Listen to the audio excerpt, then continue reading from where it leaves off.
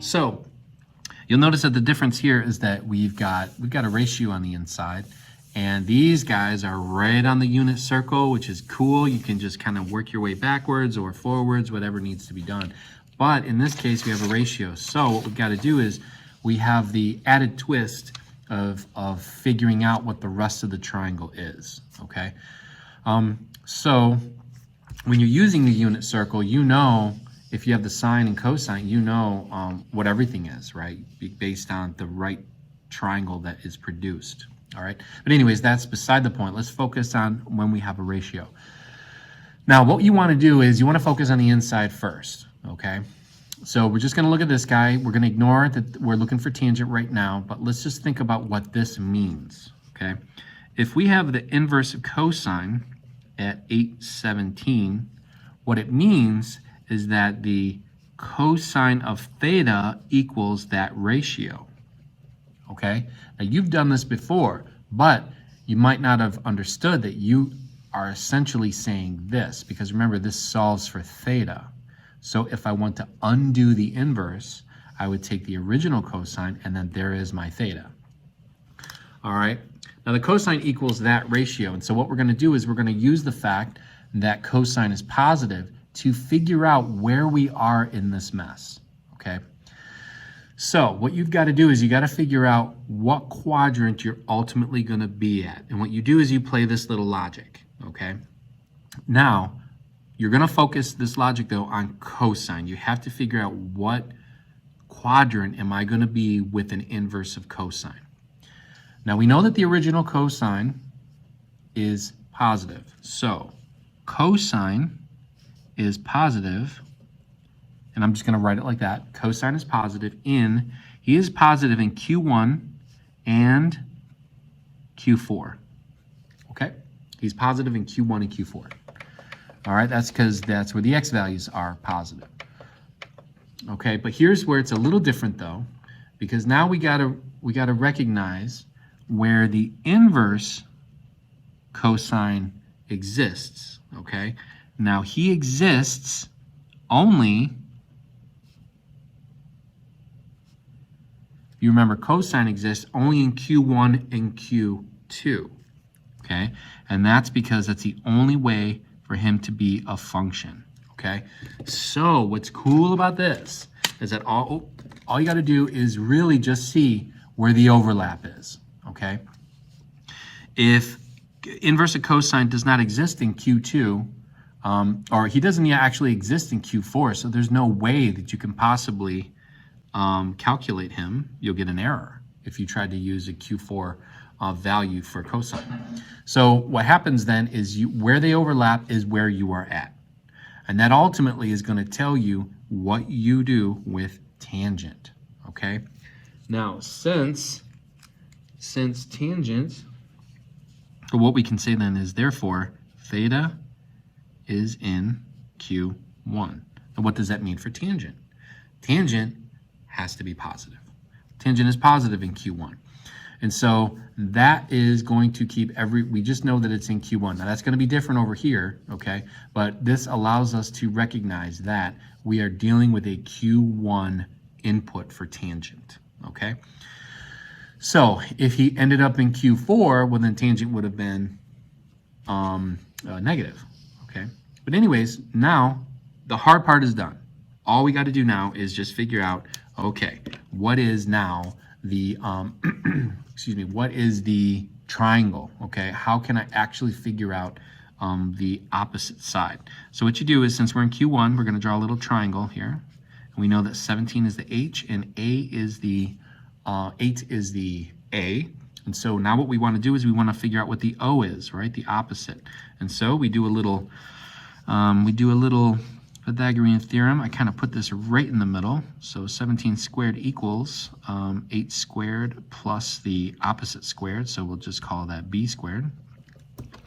All right, and so 17 squared minus 8 squared, because that's ultimately what I'm going to have to do, is 225. And I do believe that is a perfect square. You guys can't see my calculator. That is 15. Okay, so it looks like B is 15. So what this means then is I'm dealing with a triangle that looks like this. All right? So what is tangent? Tangent of the O over the A.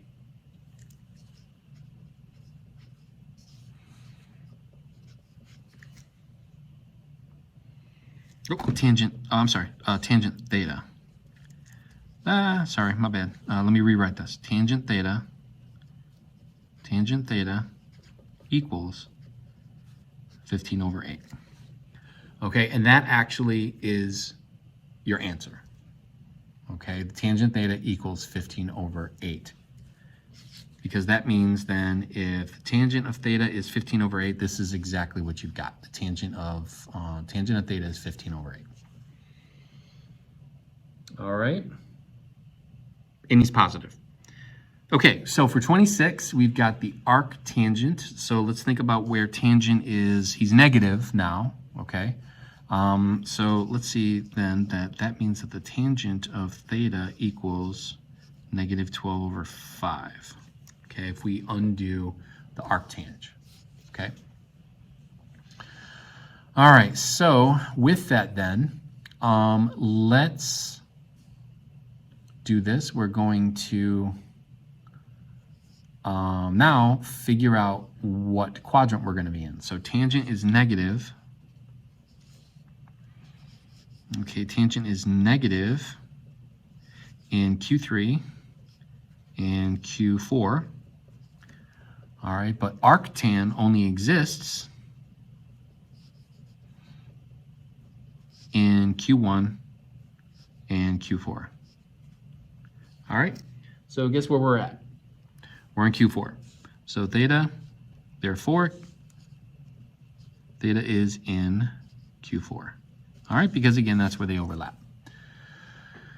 Okay, so in Q4, then what we'll do is we're going to go ahead and we recognize that this is going to be negative. All right, and so what is sine in Q4? Sine is negative in Q4. So we're actually going to have a negative value there for sine once we figure out what the rest of the ratio is. Okay, so let's figure out that triangle. Okay, we've got an O over A. Okay, we just, let's just make it positive. It doesn't matter. We know our answer has to be negative. Okay, so sine theta, he's going to be negative, okay? And we also know that it's an O over H. So the O is already 12, okay? All we have to do now is take a little side step to figure out what that H has to be. Okay, so this is going to be our answer in just a moment. All right, so negative 12 over H. So I do believe that that would be 5 squared plus 12. Isn't that 13 squared? But let's just put that there. 5 squared plus 12 squared. Take the square, take the square root. 13. This equals 13. So negative 12 over 13. All right, and that's your answer. Okay, that is evaluating right here. You're figuring out the sine of this value, but in order to take the sine of that, okay, this is what it ultimately has to be. Now you could solve for theta if you wanted to, but we don't have to, okay? All right, final answer. All right, let's go ahead and look at the homework here. Where are we at on time? We got 9-minute mark. Okay, let's just go ahead and start on this. So if you guys would, we're gonna do number 7 because it's got a cosecant and an inverse tangent there.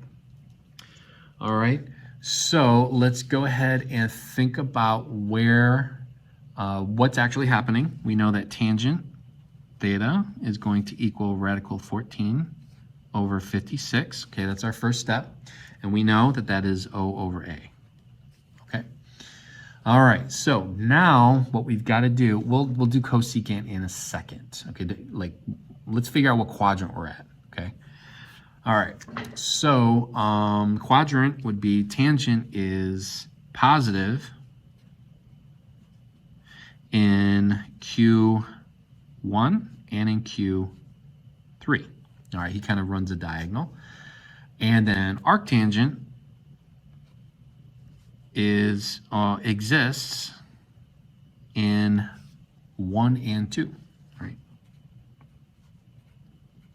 All right, so we are in Q1. So therefore, Q1, that means cosecant is the reciprocal of sine, and sine is positive in Q1, okay? So sine is positive in Q1. All right, now this is going to be nothing, okay? That cosecant, don't even sweat it because it's related to sine, and you know sine is positive in Q1. In fact, they're all positive in Q1. So our answer will be positive. So here we are. We're ready to figure out what the rest of the triangle is. So let's label what we got. I'm going to label it over here and then do the little calculation over here. And so the O is opposite. That would be radical 14. And then 56 is the A. And so in order to get sine, we need O over H. So this is kind of similar. In fact, it's very similar to what we just worked on. We're going to go ahead and figure out what the H is. So 56 squared plus radical 14 squared, which is just 14. It's going to equal C squared. So let's figure out what 56 squared is. Okay. And then we're going to add just 14. Okay, there's no need for you to type in, it's just going to be 14. All right, 3,150, take the square root of this guy. Okay, so it's not clean. 56 squared plus 3,000. Man, I don't want to simplify that. Do they have, they all kind of decimals? What am I doing here? What's your options here? I do see some decimals. That is kind of a crazy decimal, though. But we're going to run with it. We're going to run with the decimal because it's not a clean. That's okay. I actually don't know what the answer is, so hopefully this is right. So what do we got? We got 56.12. We'll go 125. Okay, 125. So that's that. Now, what we want to do is we are going to then make that the hypotenuse. That is the hypotenuse. So then you've got the cosecant is actually H over O. And we said O is radical 14. Okay, so it is H over O. Remember, cosecant is H over O. He is the inverse of sine. So let's figure out what that value is. And hopefully we will see it in our, or it's going to be close because I did trim off some decimals there. Radical 14.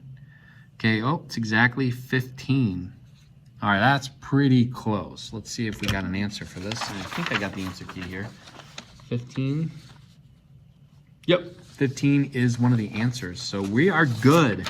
So just because the decimals happen doesn't mean that it's the end of the world, okay?